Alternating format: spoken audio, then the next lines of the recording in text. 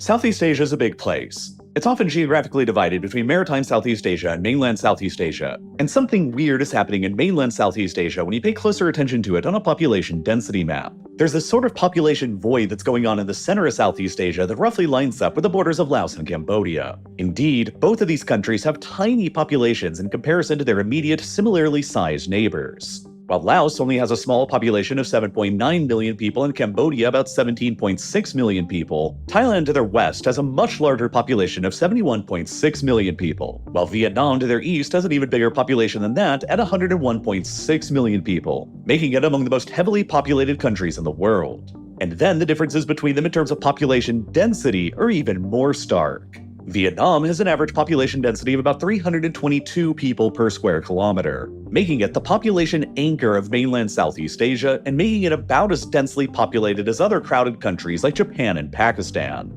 Thailand's average density is much lower than Vietnam's at about 140 people per square kilometer, which is about the average of the Southeast Asia region as a whole, while Cambodia's density is only about 100 people per square kilometer and Laos's is way lower at only about 34 people per square kilometer, only about 1/10 the average population density that's seen right next door in Vietnam, making them among the largest differences in population density seen between two bordering countries anywhere in the world. And Laos's super low population density also keeps getting stranger the more you look at it at first. Laos has by far the lowest population density seen anywhere in Southeast Asia, and it's the 8th least dense country located on the entire Asian continent. That's more similar to countries in the deserts and the Himalayas than it is to its own immediate neighbors. So why does this situation exist? Why are Laos and Cambodia so much more empty than their immediate neighbors, Vietnam and Thailand?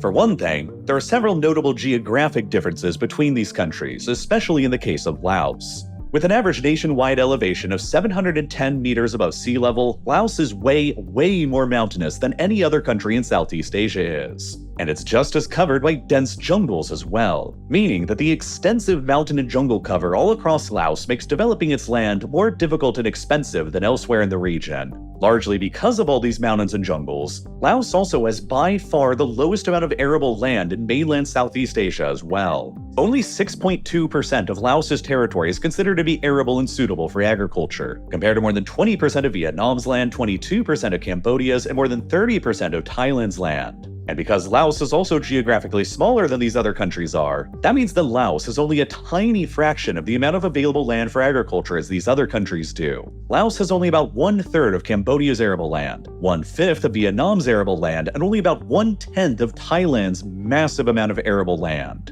But the availability of arable land and the cover of mountains and jungles does not explain the full picture. Laos has about as much arable land as Slovakia does, and their populations are fairly comparable. But Laos also has nearly as much arable land as South Korea does too. And South Korea still has orders of magnitude more people. And while Laos is largely covered by mountains, the Chinese province of Yunnan just to the north of Laos is even more mountainous with more than twice the average elevation. And yet it also has nearly 4 times the average population density of Laos too. Then, Cambodia is by far the least mountainous, most flat country in mainland Southeast Asia, with an amount of arable land that's not too dissimilar from Vietnam. And yet, the overall density of people in Cambodia is still less than 1/3 of what it is next door in Vietnam anyway. So there's more going on here. Part of the answer to the puzzle is that the quality of the arable land that's present in Vietnam is simply much higher than it is in just about anywhere else on the planet. Out of the top 5 most agriculturally productive river deltas in the world, Vietnam controls 2 of them. The Red River Delta in the north that's home to Hanoi, and the Mekong River Delta in the south that's home to Ho Chi Minh City, which is the second most agriculturally productive river delta in the world behind only the Ganges-Brahmaputra Delta that spans across Bangladesh and India. The Mekong Delta itself is massive at almost the size of the entire Netherlands, and it's almost as densely populated. The region is covered in a maze of rivers and canals that bring enormous volumes of nutrient-rich sediment to the area downstream from the Mekong River source high up in the mountains of Tibet. The Vietnamese government itself estimates that roughly 1 billion cubic meters worth of sediment is deposited by the Mekong River to the Delta region every single year, which advances the region by between 60 to 80 meters into the sea every year as well. All of this constant depositing of nutrient-rich sediment to the Mekong Delta constantly fertilizes the region's fields for agriculture, while the year-round humid and warm temperatures with massive rainfall levels enables farmers to carry out multiple crop cycles a year. As a result, the Mekong Delta is one of the most productive rice harvesting regions in the world, where farmers can often produce 3 rice crops annually. The region produces 60% of Vietnam's total rice harvest, which is why it's also known as Vietnam's Rice Bowl. And then on top of that, Vietnam also controls the 5th most agriculturally productive river delta in the world too, up in the north around the Red River Delta. The historical cradle of the Vietnamese civilization, the Red River Delta has similar advantages to the Mekong River Delta and produces another 20% of Vietnam's total annual rice harvest. Even though it only makes up 5% of Vietnam's land, 30% of Vietnam's population lives here, and it's home to nearly as many people as in all of Cambodia and Laos combined. Naturally, nearly 60% of Vietnam's huge population all just live in the flat and agriculturally productive regions around the Mekong and Red River deltas, while Vietnam also just has a much easier ability to trade with its neighbors as well. Vietnam has a really long coastline, and it's also much closer to China's major population centers than the other Southeast Asian nations are, enabling them greater trade opportunities and better economic potential. Cambodia has a coastline too, but it's much smaller than Vietnam's is, while Laos is completely landlocked, the only landlocked country in Southeast Asia. Laos especially is a pretty nerfed country when it comes to its ability to conduct international trade.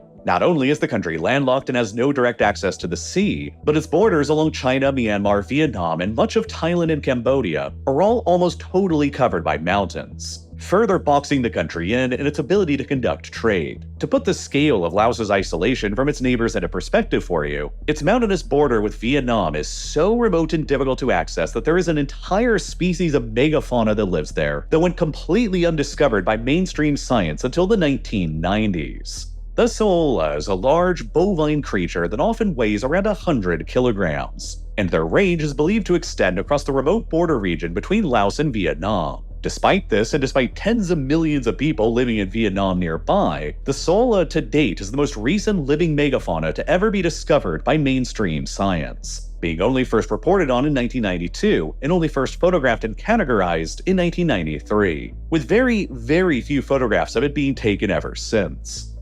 Moreover, even though the Mekong River runs for about 400 kilometers through Laos and forms most of its western borders, Laos cannot use the river for navigation out to the sea like both Vietnam and Cambodia can do because of the existence of the Cone Falls here, basically directly on Laos's far southern border with Cambodia. The Cone Falls are a massive obstacle to navigation along the Mekong, since it's actually the widest waterfall in the world at nearly 11 kilometers in width from one edge of its multiple channels to the other. It is by far the largest waterfall in Southeast Asia, and it's the principal reason why the Mekong River has never been fully navigable from the sea all the way into China, and by extension, why Laos cannot use the Mekong River to conduct trade with the outside world through the sea either, while Cambodia and Vietnam further downstream of the falls can, further contributing to Laos's isolation, remoteness, and lack of economic opportunity that attracts people. This is all why, in terms of GDP per capita, Laos ranks very low and is among the poorest countries in the world today, with multiple sub-Saharan African countries having higher GDP per capita today. After civil war-torn Myanmar and tiny Timor-Leste, Laos has the next lowest GDP per capita in Southeast Asia, which further contributes to Laos's lower population density compared to all of its wealthier neighbors.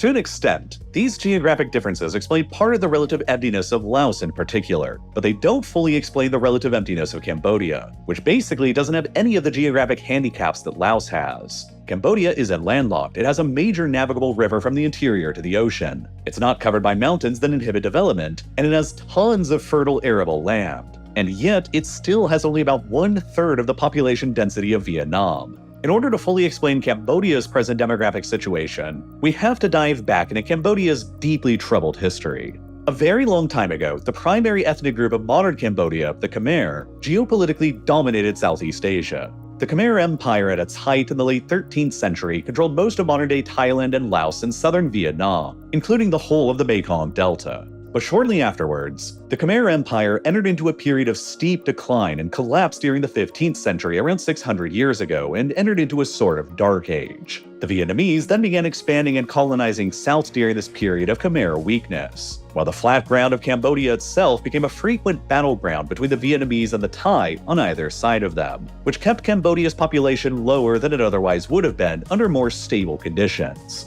At the turn of the century in 1900, after both Cambodia and Vietnam had been taken over by the French, Cambodia and Vietnam's populations were even more lopsided than they are now, with colonial Cambodia having only about 1/13 of the population of colonial Vietnam. But of course, both Cambodia and Laos have experienced much more recent catastrophes that have negatively affected their populations and demographics into the present, too. Because the 1960s, and especially the 1970s, are probably the worst decades that either Cambodia or Laos have ever experienced in their entire civilizational histories. Most of us in the Western world are pretty familiar with America's involvement in Vietnam during the Vietnam War, but a lot fewer of us are familiar with America's simultaneous involvement in Laos and Cambodia during that war that caused enormous destruction as well. After the French colonial project in Southeast Asia was defeated and collapsed in 1954, Cambodia and Laos emerged as independent kingdoms, while Vietnam was partitioned in half between a Soviet and Chinese-backed communist state in the north and a US-backed republic in the south. North Vietnam then quickly began organizing, directing, and arming a communist insurgency in the south that was known as the Viet Cong.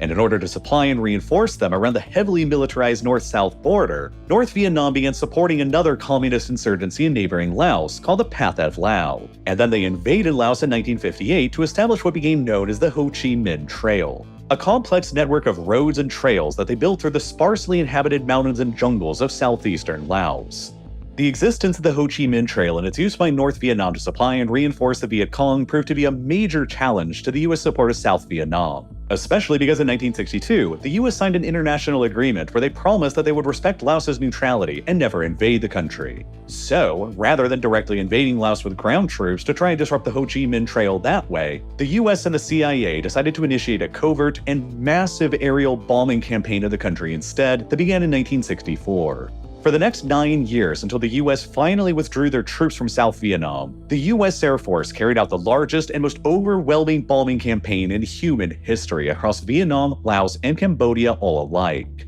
In Laos, the US Air Force targeted the Ho Chi Minh Trail and communist Pathet Lao positions with relentless and indiscriminate airstrikes. More than 580,000 individual American bombing sorties were carried out across Laos over those 9 years, which translated to one American bombing strike taking place in Laos roughly every 8 minutes, 24 hours a day for 9 years. More than 2 million tons of American bombs were dropped on Laos despite its neutrality status. More bombs than the US dropped throughout the entire Second World War on both Germany and Japan combined, which also makes Laos the most heavily bombed country on a per capita basis in human history.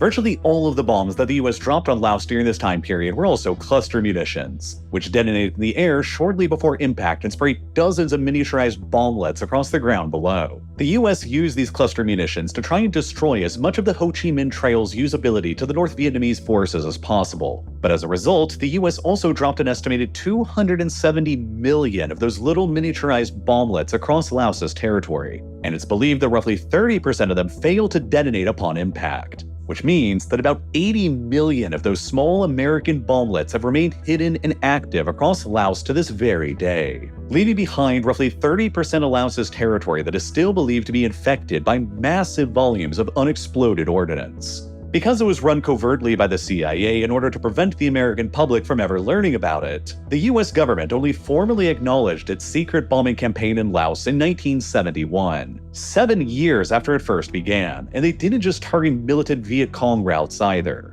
They blew up Laotian villages and agricultural land that resulted in massive casualties. While there were numerous reports of American bomber pilots who failed to find suitable targets in Vietnam and then choosing to drop their payloads randomly on Laos instead of returning back to their base with unused bombs. By the end of the campaign in 1973, it's believed that America's bombing campaign on Laos had killed roughly 200,000 people there, which was an astonishing 10% of Laos's entire population at the time. Another 400,000 more Laotians were wounded by the bombing campaign too, meaning that nearly 1/3 of Laos's entire population were either killed or wounded by American bombing, while another 750,000 other Laotians were forced to flee and become refugees by it, all of which has left a significant dent in Laos's demographics that have lasted ever since. Large amounts of Laos's preciously limited agricultural land still remains contaminated by unexploded bombs that are left over from this conflict, which continues to further restrict Laos's ability to grow food and develop. while more than 20,000 Laotians have also been killed by the unexploded American bombs since the war ended more than half a century ago now. With around 80 million live cluster munitions still believed to litter the country, experts believe it could still take more than 100 years from now in order to fully clean out the country's infected areas. Of course, Vietnam itself was also heavily targeted by the US bombing campaign during the war too. And while numerically speaking more Vietnamese were killed during the conflict than Laotians, Vietnam also suffered a lower percentage loss of its overall demographics than Laos did. Between 1964 and 1975, Uppsala University in Sweden, which maintains the Armed Conflict Database, estimates that a total of 1,458,059 conflict-related deaths took place across North and South Vietnam among the Vietnamese population, which, if accurate, implies that roughly 4.3% of Vietnam's combined 1964 population would perish during the course of the heavy US involvement in the war, compared to around 10% of Laos's much smaller population. And then, there's the utterly horrific case of Cambodia, which probably suffered the worst decade of its entire civilizational history during the 1970s, in which roughly 1/3 of the country's entire population would die in one of the most rapid and catastrophic civilizational collapses that has ever been recorded in history, which is a major part of why Cambodia remains more relatively empty than Thailand or Vietnam to this day. By 1969, at the height of the Vietnam War, the North Vietnamese were using Cambodian territory to supply and support the Viet Cong in the south along multiple fronts. The Ho Chi Minh Trail that ran through southeastern Laos also extended across eastern Cambodia into South Vietnam, while another lesser-known but even more extensively used North Vietnamese supply route also ran from Cambodia's ports eastward into South Vietnam that became known as the Sihanouk Trail, named after Cambodia's then king who maintained Cambodia's neutrality, but who also generally tolerated the presence of the communist Vietnamese and their supply routes going through his territory too. A small homegrown Cambodian communist insurgency existed at this point too, known as the Khmer Rouge, that was steadily growing in the northeast and northwest corners of the country. And in order to crush the communist supply routes across the country, then US National Security Advisor Henry Kissinger devised another, even more massive covert bombing campaign than what was also taking place in Laos. Overwhelming American carpet bombing operations targeting the North Vietnamese supply routes in Cambodia began in March of 1969 and would continue on for years, despite Cambodia's neutrality status. Classified data on the Cambodian bombings released to the public by the Clinton administration decades later in 2000 eventually showed that the US dropped way more bombs on Cambodia than was initially believed by anyone before then. That data showed that the US dropped 2,756,941 tons of bombs on Cambodia over just a few years between 1969 and 1973. More bombs than all of the Allied nations collectively dropped everywhere throughout all of World War II, all in a country that's only about the size of the US state of Missouri, and which overwhelmingly targeted the eastern half of the country along the border with South Vietnam. The exact amount of death and destruction that was caused by this enormous American bombing campaign in Cambodia is still hotly disputed and unknown to this day. But most estimates put the death toll caused by it on the order of hundreds of thousands, with most reliable sources estimating a figure of 300,000 or fewer deaths. This overwhelming US carpet bombing campaign and the massive civilian casualties it began causing across eastern Cambodia resulted in several cascading consequences. At first, the US bombing campaign sparked wide-scale protests in the Cambodian capital city of Phnom Penh against King Sihanouk, and his tolerance of the North Vietnamese and their supply routes in the country that had triggered the American bombings in the first place. In March of 1970, with the bombing still ongoing, Sihanouk was overthrown in a coup d'etat while he was traveling abroad outside of the country, and he was replaced by his own firmly pro-American Prime Minister, Lon Nol. The scale of involvement of the US and the CIA in orchestrating this coup that overthrew Sihanouk has been debated ever since. Sihanouk himself later claimed that the CIA was directly responsible for orchestrating the coup, while the actions of the subsequent pro-US Lon Nol government, at the least, indicates that the US probably wasn't too upset by the development. Lon Nol quickly transformed Cambodia into a far-right military dictatorship, aligned himself to the US and South Vietnam, and demanded that North Vietnam immediately withdraw all of its forces from the country, which they refused to do. Then, two things supercharged what had previously just been the small ragtag Khmer Rouge communist insurgency in Cambodia. First, the overthrown King Sihanouk formed a government in exile in communist China, and began calling on Cambodia's rural masses to rise up and resist the pro-US Lon Nol government. On the advice of China, Sihanouk went so far as to ally himself with his former enemies, the Khmer Rouge, in a marriage of convenience to jointly fight back against the Lon Nol government. Initially, Sihanouk then became the public face of the Khmer Rouge and their continued insurgency, which helped to surge their recruitment and popularity levels among the rural Cambodian population. After Sihanouk personally visited the Khmer Rouge out in the field, it reportedly led to their ranks surging from only 6,000 to more than 50,000 fighters afterward, most of whom were at that point apolitical peasants who wanted to fight in support of their deposed king rather than for communism. Then, at the explicit request of the Khmer Rouge themselves, North Vietnam launched a major offensive against the Lon Nol government in Cambodia and their support shortly after the coup, and made rapid gains. Within just 3 months of the coup that had removed Sihanouk, the North Vietnamese had managed to take over the entire northeastern third of Cambodia, and then they handed over this occupied territory to the local communist Khmer Rouge, further solidifying their influence and power even more. The continued massive and indiscriminate US carpet bombings targeting Khmer Rouge and North Vietnamese forces in the east of the country also kept ravishing the Cambodian countryside and killing hundreds of thousands of people there, which, as time continued progressing, increasingly inflamed and radicalized the rural peasantry in Cambodia against the pro-US Lon Nol government that was based in the capital city, along with the urban population that generally supported him. The Khmer Rouge was able to adeptly exploit the overwhelming destruction of the Cambodian countryside caused by the US carpet bombings for effective propaganda and recruitment drives, portraying themselves as the protectors of Cambodia from foreign aggression, in comparison to the perceived corrupt and pro-American central government, while they also utilized the American bombings as an excuse for their own increasingly brutal and radical ideology and policies that would soon devastate Cambodia even further. All of this resulted in a gradual collapse in the Lon Nol government's control over the Cambodian countryside, and the rapid rise of the Khmer Rouge and its reclusive leader, who would later be known as Pol Pot, in their place. By 1973, the US agreed to withdraw from Vietnam, and they ended their bombing campaigns of Cambodia and Laos as a result as well. The former King Sihanouk had been largely sidelined by the Khmer Rouge by this point, and as the US withdrew their backing of the Lon Nol government following their withdrawal from Vietnam, his forces began rapidly running low on ammunition and supplies and could no longer rely on American airstrikes either, which led to a rapid collapse of his government against the Khmer Rouge. In April of 1975, the Khmer Rouge and their leader, Pol Pot, finally entered into and captured Cambodia's capital city, Phnom Penh, putting an end to Cambodia's civil war that had raged since the coup that overthrew the king 5 years previously. And this, unfortunately, is only when the true nightmare for Cambodia was just getting started.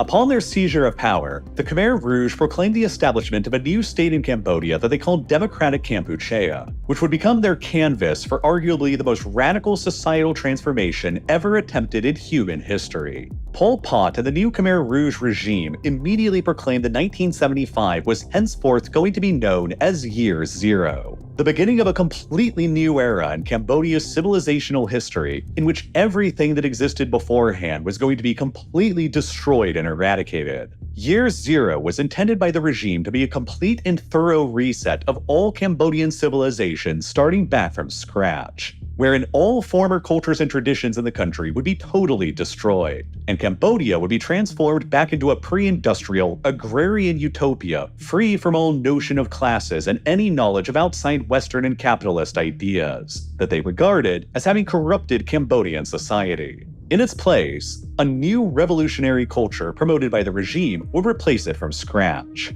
Immediately upon seizing power, the first action that the new Khmer Rouge regime enforced upon Cambodia was ordering a complete evacuation of the entire capital city, Phnom Penh, along with all of the other urban environments in the country as well. Phnom Penh's population had swollen by an influx of nearly 2 million refugees from the countryside who had fled the US carpet bombing in the country. And so about 2.5 million people lived there at the time the Khmer Rouge seized power.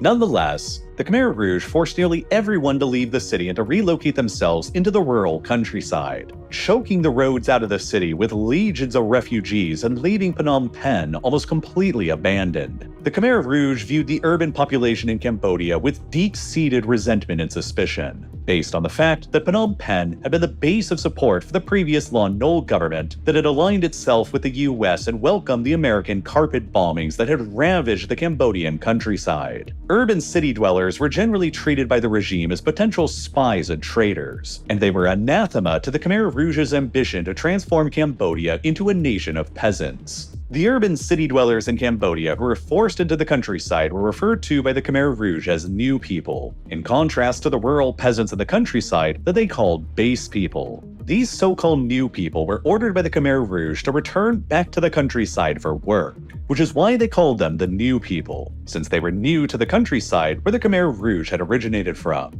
The millions of new people in Cambodia were forced to march out of their cities to rural labor camps and hastily set up collective farms, where they were essentially treated as a mass of slave labor, constantly moved around and forced into the most challenging physical labor and the most dangerous environments. New people and base people were completely segregated from one another in the country too, while the new people were given virtually zero privacy, no medical care, and were afforded the smallest amounts of food rations. While they were frequently subjected to random and arbitrary executions for even the smallest of infractions, and they were constantly subjected to unending political indoctrination. New people families were almost always torn apart and separated from one another as well, as family members were assigned to different labor camps across the country and forbidden to maintain contact. Pol Pot's ambition was to completely transform the entirety of Cambodian society into a vast, unpaid agricultural labor force that he believed would be capable of doubling the country's pre-revolutionary production of rice, at the expense of literally everything else. The result, instead, was catastrophic and enormous food shortages and famine, along with absolute economic collapse. In the pursuit of radical and complete egalitarianism in Cambodia, all religions, money, banking, the concept of families, and private property were all completely abolished by the Khmer Rouge, while all of the country's citizens were forced into wearing the same identical simple black clothing every single day.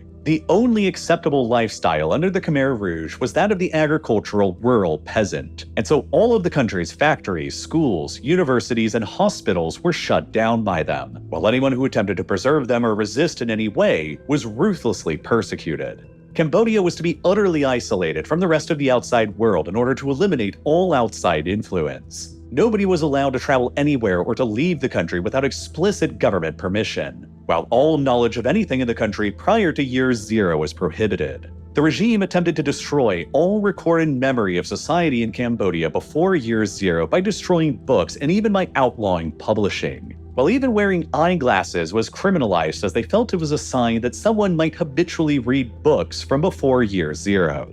The traditional education system in Cambodia was also treated by the Khmer Rouge with ruthless hostility. In addition to completely evacuating all of the cities immediately after they took over power, the Khmer Rouge also immediately began executing thousands of Cambodia's teachers, while those who survived were only able to do so by concealing their identities. Other than teaching very rudimentary math and literacy, the new education system established by the Khmer Rouge was designed to only instill revolutionary fervor and values in the country's youth. In addition to the former urban city dwellers, other classes of people across Cambodia were ruthlessly persecuted by the new regime as well. All professionals and intellectuals in the country, which extended to basically everyone who possessed a university education, anyone who understood an outside foreign language, lawyers, doctors, clergy, engineers, teachers, and even people who simply wore eyeglasses. Anybody who had any connections to the former Lon Nol government and the country's tens of thousands of practicing Buddhist monks, whom the regime began methodically massacring. Anybody who was discovered by the Khmer Rouge's authorities to be praying or expressing any religious sentiment faced the labor camps or executions. The Christian and Muslim faiths in Cambodia were also both deemed by the Khmer Rouge regime to be a corrupt, hostile influence from the outside world, and their followers were also both relentlessly persecuted. In their drive to also ethnically cleanse Cambodia, the Khmer Rouge also legally banned by decree the entire existence of non-Khmer ethnic minorities in the country, including the Chinese, the Vietnamese, the Muslim practicing Chan people, and 20 other minority groups in the country that collectively made up 15% of Cambodia's population in 1975. The ethnic Vietnamese minority in Cambodia was almost entirely massacred by the Khmer Rouge Rouge regime were forced across the border as refugees into Vietnam, along with tens of thousands of the Muslim-practicing ethnic Cham people.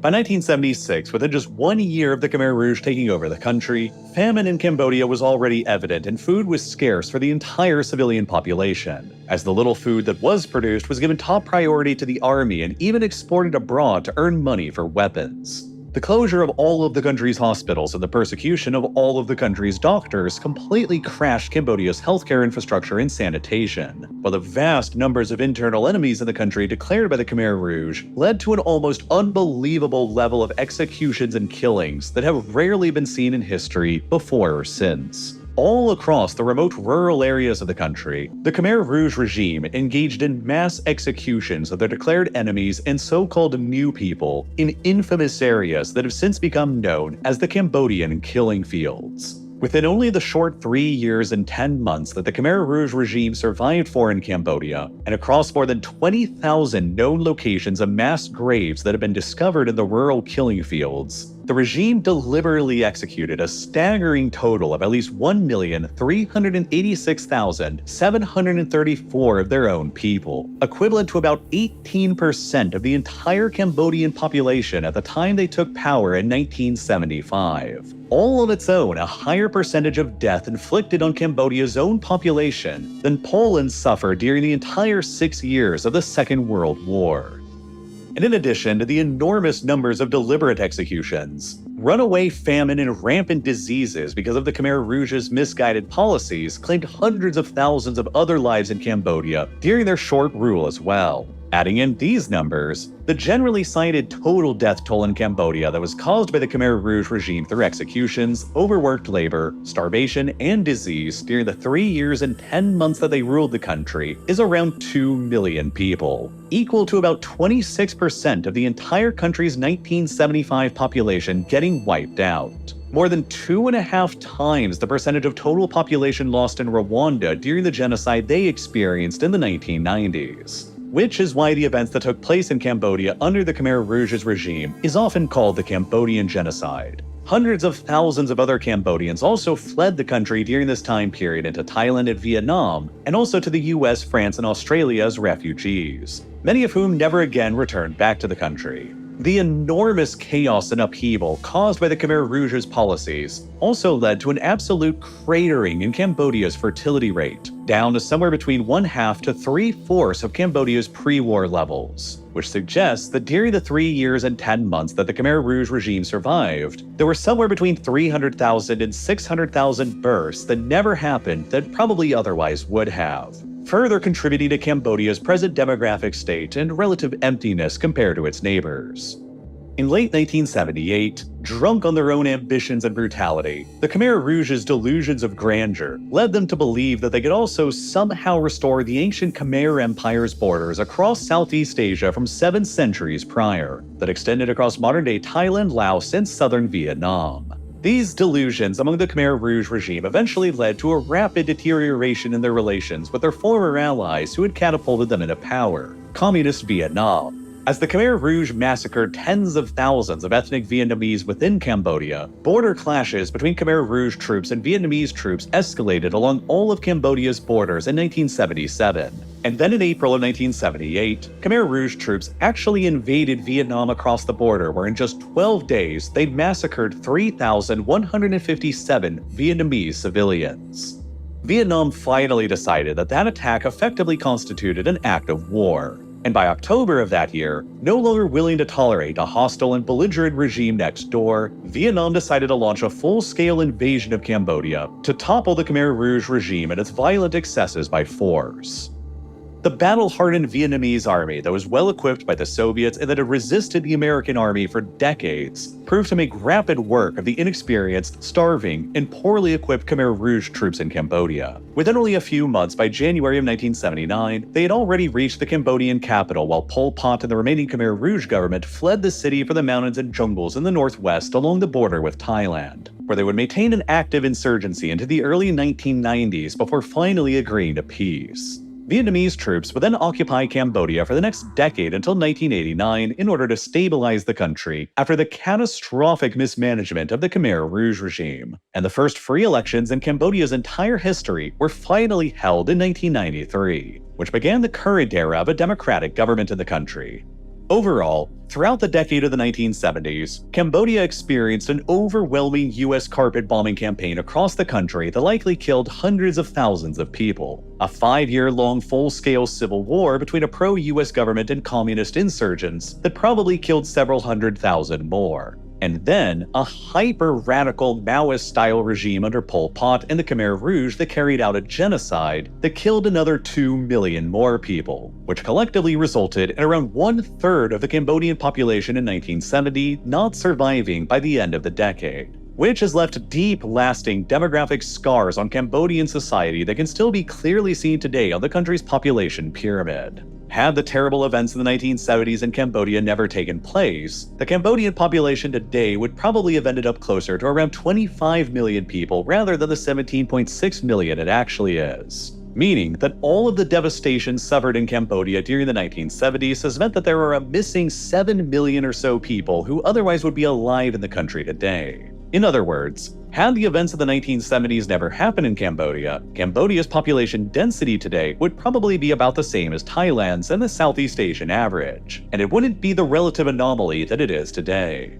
Since then, though, Cambodia has made remarkable progress in recovery. Since the Vietnamese withdrew from the country in 1989, the Cambodian population has more than doubled, while the country's fertility rate continues to remain high above the 2.1 replacement rate at 2.3 children per woman. Laos's population is also still growing with a fertility rate of 2.4 children per woman, while Thailand and Vietnam are both beginning to shrink. Vietnam's fertility rate remained high and above the replacement rate until very recently in 2023. So Vietnam's population will probably not begin shrinking for decades until the 2050s, while Thailand's fertility rate fell below the replacement rate all the way back in 1993, and it's currently among the lowest in the entire world at just 1 child per woman, less than half of the fertility rates that are seen in Laos and Cambodia. Thailand's population actually began shrinking in 2021 as a result of this, while Cambodia and Laos will continue growing for some time to come. Perhaps in the not-too-distant future, neither Cambodia or Laos will appear as relatively empty to Vietnam and Thailand as they do today, despite the lasting legacies of the Vietnam War era and the demographic shadow of the Khmer Rouge era that continues hanging over Cambodia.